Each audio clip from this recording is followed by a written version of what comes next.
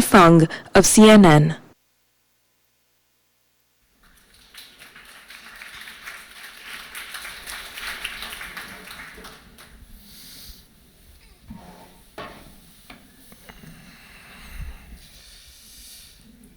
Good afternoon. I'm joined today by Rohit Chopra, a Democratic Commissioner for the Federal Trade Commission, where he's served since 2018. Before that, Chopra was the Assistant Director of the Consumer Financial Protection Bureau, where he did a lot of work on some important issues, including student loans. Commissioner, welcome. Thank Appreciate you. taking the time. Good to be here. So I thought I'd just kick this off with a very tough question. Yesterday was Halloween. Did you have a costume? I did for a little bit, but not the whole night. What was your costume? I reuse a doctor's costume. It's a little bloody from the surgery. Yeah. Okay, so that leads to my next question. What do you think is the spookiest or the scariest issue facing American consumers and competition today? Well, it's funny, spooky and scary in Halloween sounds fun, but it's pretty scary for a lot of people who are still seeing an economy that is fundamentally broken. We just see the latest statistics that small business starts are still sluggish, worker wages are still growing at extremely anemic paces, but it's actually not scary at all in many ways. For some people, CEO pay is great. The stock market is at record levels. And elites all over our society here at home and in Europe and China are doing great. So we need to actually approach a really scary economy with actually some aggressive action instead of just watching and waiting as things get worse and worse and worse. And where do you see your role in all of that? Sure. So one of the things that has been a real problem at agencies like the FTC is that it has been afraid to tackle some of the most tough economic problems in our society. The agency should not be something that's just about small-time scammers. It should be about confronting massive concentrations of power in our economy, ending conflicts of interest in some of the biggest businesses in our society, going after the practices that diminish workers' wages and independence, and fundamentally making sure that the economy is competitive and delivers benefits for everyone who wants to work hard. So there's a lot of ways to do it. We know that these mega mergers rarely deliver benefits, not only for the investors, but rarely for consumers, rarely for workers, and lax enforcement makes those problems worse. We need to actually look at all of the practices by some of the companies in our economy where we pride ourselves on an American dream where people get to work hard and start a business, but guess what? When you ask people in venture capital, when you ask a whole wide range of thinkers, it's harder than ever to break into most industries in our economy, especially now tech. We also have to figure out what we're going to do with some of the industries that literally people's lives depend on. And I now see our pharmaceutical companies not acting like scientific or medical organizations, but more and more like hedge funds. So the FTC has coverage over all of this, and we need to address these big problems with energy and fortitude, because we have so many challenges that we have to tackle. So let me come back to that in a minute, but I wanted to touch briefly on what you were discussing about mergers. Just today, Fitbit announced that it's going to be acquired by Google in a deal that's valued at $2 billion, $2.1 billion. This is a deal that could give Google a bigger foothold in devices. It could also give it a lot more access to health information. And when I tweeted about this, noting a line in the announcement that Fitbit said its information won't be used by Google for advertising purposes, I got a lot of responses in my feed sort of saying, ha ha ha, or, we'll see, or maybe for now. What do you think that says about sort of our current moment? And then there's separately an ongoing conversation about merger enforcement. How does that conversation guide us here? So without speaking about this proposed deal, which may be subject to review by enforcers, just to zoom out, I think I have often asked the question, what would our economy look like online if Google had not bought YouTube, or if Facebook had not bought Instagram, and the list goes on and on. And what you see in some of the globe's biggest firms, and 7 of the 10 largest firms by market cap in the globe are American or Chinese technology firms, aggressively buying up and rolling up all sorts of firms. And the reason I think they're doing this is because the more and more data they can vacuum up, the more it powers their behavioral advertising model. Now, I've heard this before, that they're not using it for advertising, but guess what? As soon as it goes into the AI and machine learning, there's no way to audit how they learned something or how they did something. So I think when it comes to enforcement, we need to think not just deal by deal, but what is happening when a company is engaged in a string of acquisitions to essentially protect their dominance and turf. And if any company is doing that, that raises serious questions about not only if an individual merger is unlawful, but their entire activities around that. So I think there's a movement toward greater rigor when it comes to looking at some of these deals. I have been pushing harder for a lot more analysis and evidence-based decision-making at the FTC and federal agencies. And I think we need to look hard to determine whether some of these acquisitions, and again, I don't want to comment on that specific one, but it is a trend that we see in so many industries of our economy. So there are a couple of audience questions here that sort of follow on that theme, and I'm just going to kind of roll a couple into one here. We have a question about what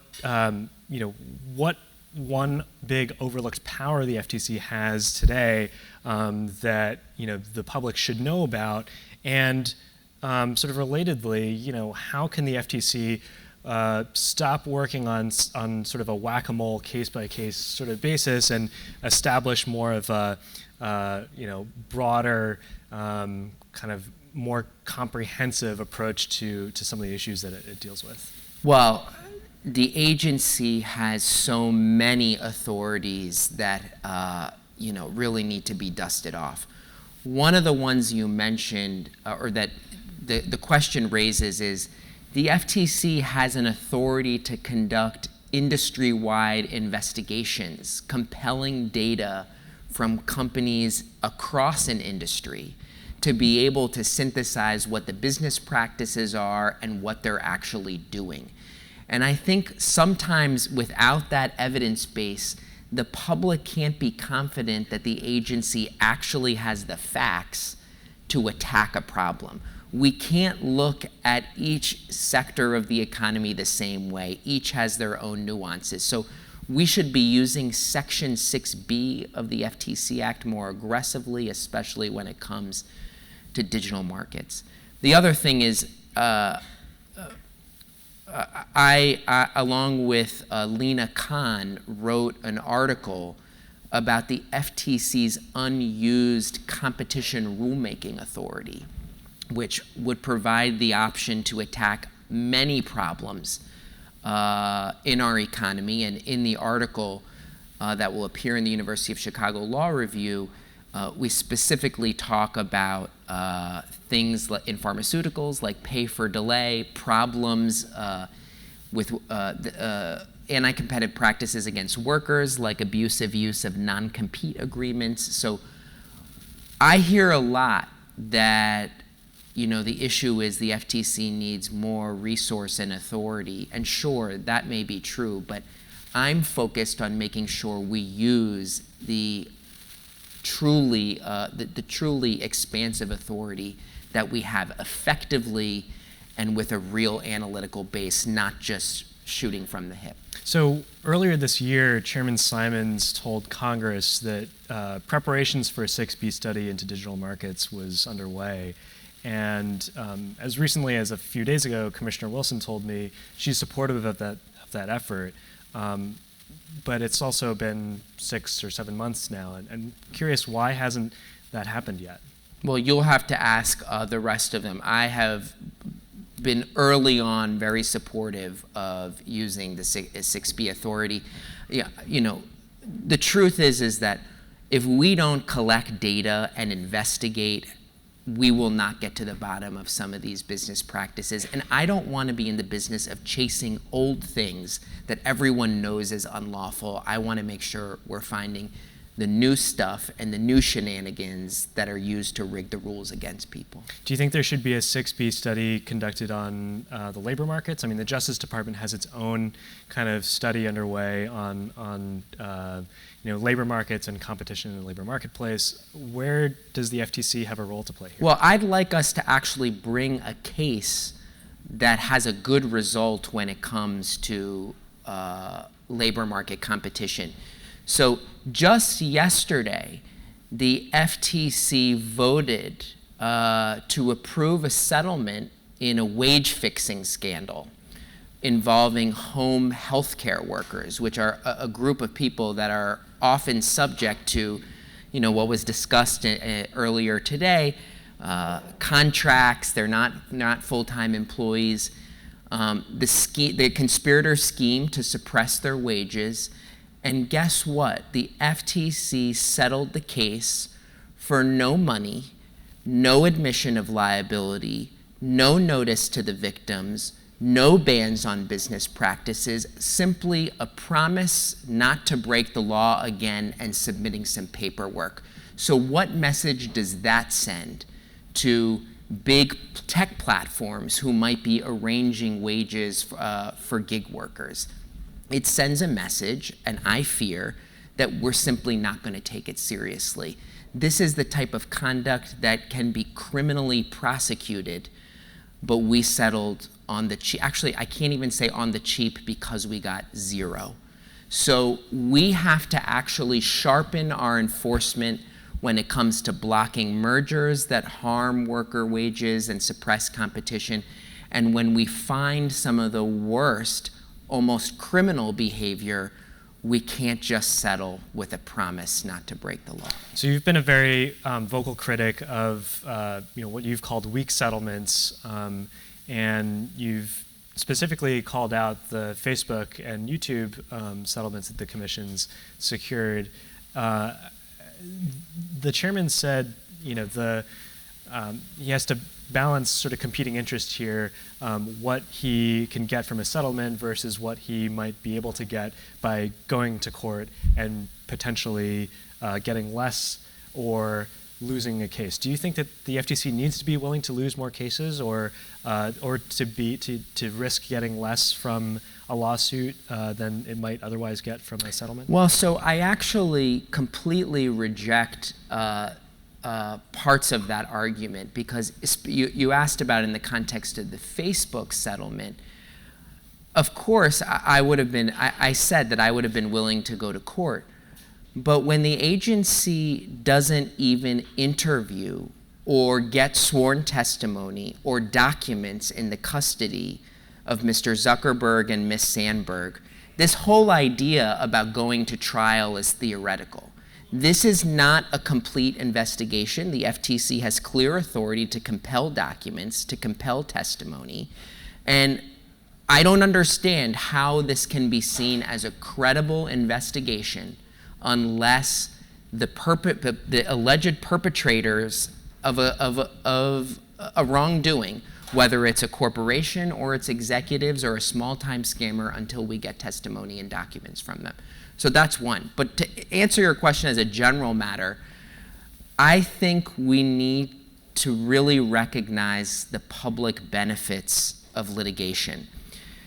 Commissioner Vestager, who will take a higher position in the European Commission shortly, she and I have been saying the same thing, that big fines are not big penalties for the globe's biggest corporations. And I think what happens is that firms of that size and dominance and power know how to play the game.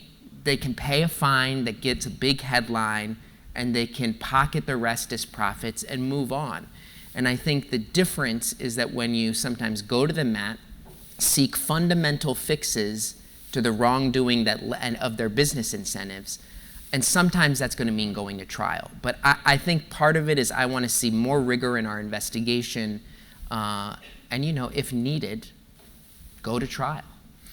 So Facebook's disclosed that it's currently under a separate FTC investigation, and I realize there's probably limits to what you can say about that specific probe, but can you just talk generally about your confidence going into this proceeding and whether or not some of your concerns about the initial Facebook settlement will probably be addressed by this investigation? One of the good things about the Facebook settlement was that it really woke people up to the fact that we got to watch closely this company and how the FTC will handle this next investigation. So I think that scrutiny is good. I'm also really glad that so many of our state attorneys general are getting in on this. I try and stay in constant communication with them because we've seen in history how when our state attorneys general are also pushing, it can really make a difference. Without the state attorneys general, there might not have been a Microsoft case. And without a Microsoft antitrust case, let me tell you, there'd be no Google, there'd be no Amazon, and there'd be no Facebook.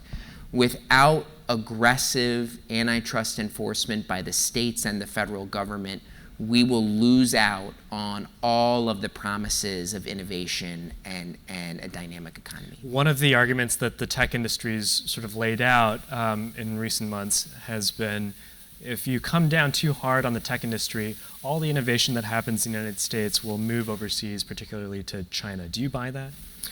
Well, I get really concerned that the tech industry is kind of pushing these kind of dangerous things, because one of the things we have learned is that what really keeps America competitive is dynamic entry and fierce competition. We beat out most of Europe and the world when it comes to innovation by not having politically connected state-owned companies. We had it by decentralized business structures and an economy that had a lot of entry. So I think I don't want our economy turning more and more into China, which is I think what they're advocating for, is that we should have a couple big behemoths who apparently, I guess they're also arguing, get to follow a different set of laws than what every other company follows. So I'm worried about that. I fear this drift that if we do not have more small business starts, more entry, and just corporate royalty, this is not what the American economy is all about. That's actually more like what the Chinese economy is about. And I think we have to resist that. Another audience question here. We see killer acquisitions rising in the prescription drug manufacturing industry and now big tech. What is the FTC doing to combat this rising anti-competitive practice? Yeah, so just to give context on the question, killer acquisitions, let's say one drug company has a branded drug and another company is in development of a new drug for the same type of therapeutic area or illness. That company might buy the one who's developing one and simply unplug it, just turn it off.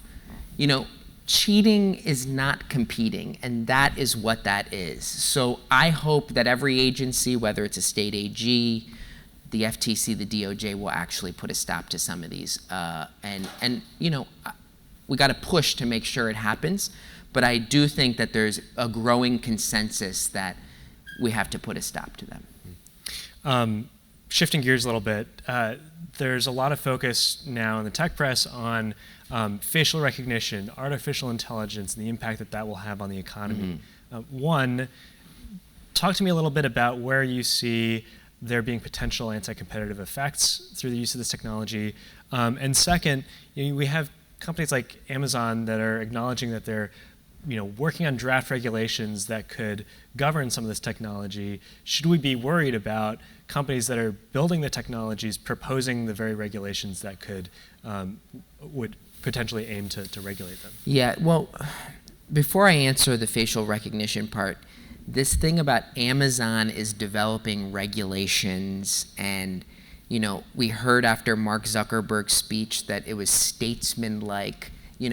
Statesman-like. This is we should describe leaders of countries as statesmen and stateswomen. It is a problem, this blurring of who actually controls the rules of our economy. Is it people through their elected government, or is it through those who are already dominant? And this is a worry for me, because when it comes to facial recognition, here's what happens. Some innovator gets to introduce it, and if it goes well, they get to actually keep almost all of the benefits and the profits. But when it goes badly, and guess who it harms? It harms overwhelmingly people who are people of color, who are already economically disadvantaged. So this is a big problem. I follow this very closely, and I see there's been many cities across the country who are banning facial recognition for law enforcement purposes. I really think we need to take a much harder look also at facial recognition for commercial use, because we don't want to have we already live in a society where there's more personalized pricing. There's a lot more that is directed to us based on personal data. And we know that some of these facial recognition technologies don't even work well. And guess where where it doesn't work the best? People who have darker skin in America. And so if we are not ahead of this and simply take this position that let's wait and see, let's let it flourish, this is not a strategy that works. So I think we don't even understand how facial recognition and what biometric data points, and I think it's also important we broaden the issue beyond facial recognition and to biometric data collection in general. We actually don't know. It's a complete black box about how it feeds a lot of this artificial intelligence that is increasingly dictating a lot of the business opportunities and societal outcomes that we have. I want to drill down a little bit more on sort of the relationship between businesses and government here, and come back to this idea of Amazon developing regulations that it hopes to be regulated with. Is there a regulatory capture problem that Americans should be concerned about? Well, so let's distinguish. There's actually regulations that are developed through the democratic process. And of course, political influence of corporations and regulatory capture is of course a problem throughout our government. But I just want to make sure one thing is clear. There's also regulations that companies impose on their own outside of their democratic process through these take it or leave it contracts. So when you submit an app to an app store, you're agreeing to all of Apple and Google's regulations.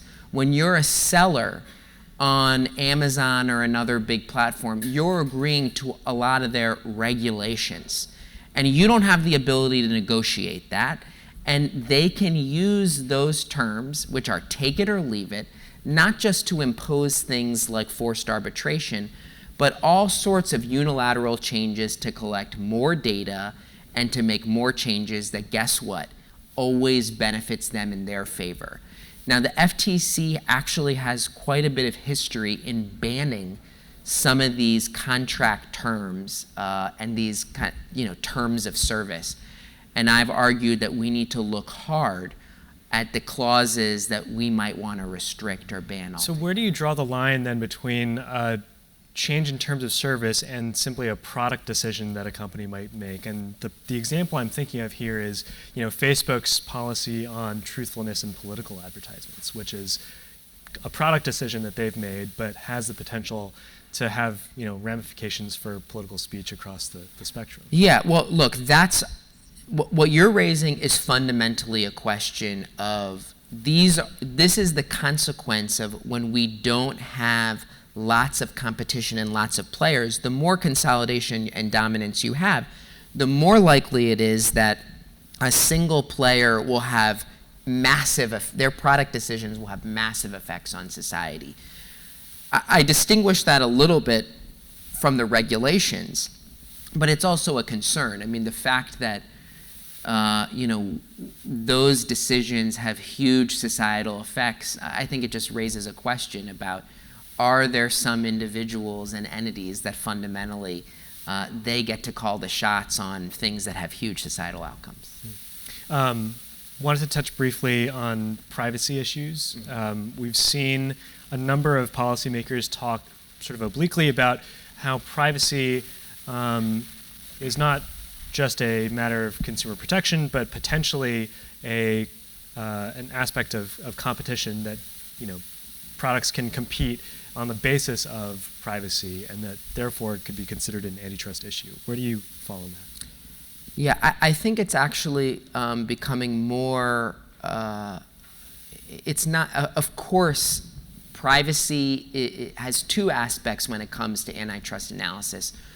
One is that it's a quality indicator, of course. So you want firms competing on privacy. And the second is that privacy and data collection is also a function of price. So if I am using a service online, the companies and their lobbyists say, oh, it's free. But actually it's not free, because the data that they are collecting at us every moment can be monetized for big bucks. So it's more like a barter. And so when they're changing terms, or when it's, they just collect whatever data they want, it's not easy for us to judge what is really happening with this transaction. And the net effect of it is that it's an ongoing price increase if they continue to change. If they lock in a consumer and change the terms of service over and over to collect more and more and more data, that's a price increase to me. So I think it's certainly part of the analysis. So you're saying just because it's free doesn't necessarily mean there's no price effect. Yeah, I mean, we have to start thinking differently, that in today's world, people consume and get services. They might not pay a monetary cost, but they're paying. These companies are not operating charities. They're obviously making money on it. So we've just got a few minutes left, but I wanted to ask a slightly weedier question here. Recently, Senator Josh Hawley sent a letter to all 5 FTC commissioners asking for the commission to hand over copies of a 2012 staff report related to the Google antitrust investigation, which was closed in 2013. And this week, Chairman Simons said he's not going to supply the letter, citing a whole bunch of exemptions under FOIA, basically. I'm curious if he was speaking for all 5 commissioners there, or could we see some of the commissioners break from the chair? Yeah, well, that was not a vote that occurred. So there was no vote to determine whether or not to release that information. Look, I'll just say, big picture, the FTC and a lot of federal agencies need to do more when it comes to making things public. So I'm going to look at that. The situation was that it was an internal, memo, and every other page was inadvertently distributed, so it has some unique circumstances. But I think that the bigger question there is agencies that are more upfront and disclose more about their thinking. That's actually really good for the new businesses and the smaller players, because they don't have the ability to hire the ex-employees or hire people who work on this street to find out behind the scenes. So the more and more we can be transparent, the better. Well, Commissioner, that's all the time we have today. So thank you for joining me. Thank Appreciate you. it.